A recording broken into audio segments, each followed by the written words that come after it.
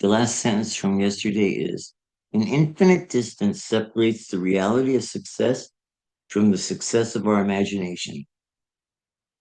The accumulation of wealth, the same thing can be seen in the world of business. In his book, Meaning in Life, The Creation of Value, MIT professor of philosophy Irving Singer observes that for many people, work that is going well can suddenly seem stupid and pointless.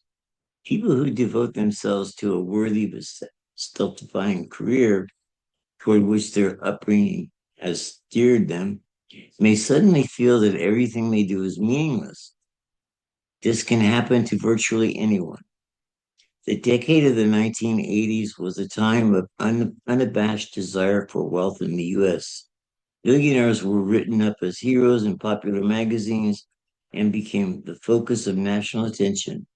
But life at the top is not easy. It is far easier to climb up to a mountain peak than it is to stay there long. Sooner or later, the question arises, what's the use of all this money? Does anyone ever wish on their deathbed that they spent their life making more money?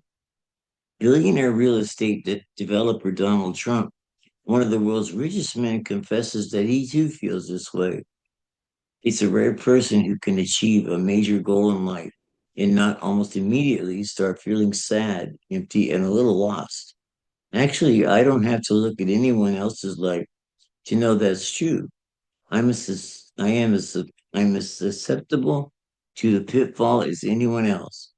Without a proper understanding of the purpose of life, all the wealth, possessions, and fame in the world, gained at whatever peril or mortal combat or arduous labor, would seem meaningless. The satisfaction of achieving our goals is short lived, fading before long to a mere memory. The satisfaction of realizing life's purpose, however, is utterly different. It neither withers nor fades, as we saw in the previous chapter. But our ultimate aim is to achieve lasting happiness. No achievement that quickly turns hollow or that is reduced to a mere memory can possibly be called the true purpose of life. And yet, many people are without hope, convinced that lasting happiness is unattainable. What sort of life is it spent pursuing goals that provide only a fleeting sense of satisfaction? Your sense of achievement can your sense of achievement on attaining a goal soon disintegrates, putting you back at the starting line. This time things will be different, you think, and apply yourself with redoubled energy. But all you do is go around in circles, never feeling the joy in life that exalts. How glad I am to have been born human. True joy in life lies forever out of reach. What could be more tragic than this? In the words of 19th century German philosopher Schopenhauer, the thankless life swings like a pendulum to and fro between pain and boredom. We fight for prizes of dubious value, even for eggshell, deceived by hope that over the mountain lies happiness. And then, having found no deep seated satisfaction or peace of mind, we fall at last into the arms of death. If that is all life is, why then is each human life so infinitely precious? Mhm. Excellent question. Yeah, it always ends with a very remarkable statement or question. Yeah. Yeah, thank you for reading. Anything stood out to you? Oh, lots of things. I sometimes there are like portions of my life they'll go across the screen of my mind of memory, and it's I just chuckle. It's I don't know. So sometimes I think I was just born weird because I was asking myself a lot of questions long before anybody else, everybody around me, all the kids I grew up with. Yeah, they were just like little program robots, you know, and I don't know. It was just I was always hanging out with the older kids, and I would see my dad going to work, every single day, man. You know, he might have missed 2 days of work in 35 years.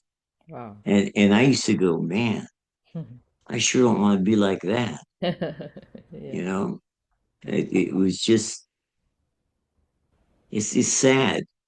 It's Mhm. sad because if you know, even if you're just looking for your true purpose, this is what I think. If you're just looking and searching, Mhm. there's satisfaction in that, Mhm. knowing that you're actually looking for something that nobody's handing you, you know? Mhm. Mhm. And then to like finally find it or begin to actually find it Mhm. is special. You know, it's Definitely. special. It's some entity, Mhm. Buddha, Mhm. I believe, pulls us to Mhm. a place Mhm. where we can begin to learn Mhm. what our purpose is. And Mhm. if we pursue that, Mhm. we're much better off than the person who doesn't. Absolutely. That's what I Yeah. think. Yeah, you become true to yourself, to all these nagging questions that keep troubling us. We find the courage to face them and seek higher wisdom. Yeah, Yeah. definitely. Beautifully expressed. Thank you. Gary, did you want to share? No, I agree with what Kevin was saying. Hmm. Yeah. Yeah, work should be a means for us to know ourselves more deeply, connect to ourselves and others more deeply, and find the happiness that exalts. How glad I am to have been born human. Yes. Only have gratitude to our parents and society, everything that has sustained our life.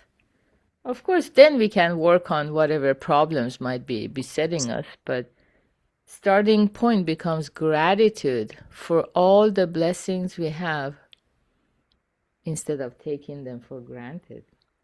It's a great starting point. Yeah, yeah. Then the rest becomes a history to find the purpose that never fades. Beautiful. Anyone else wants to share? Okay. So, hope you guys have a wonderful Tuesday. We have Hattori Sensei's class 6 p.m. tonight. And yeah, if you have questions, you can always send it my way. I can address them. Have a beautiful Tuesday, everybody. Thank you, everybody. Thank you, guys. Take care.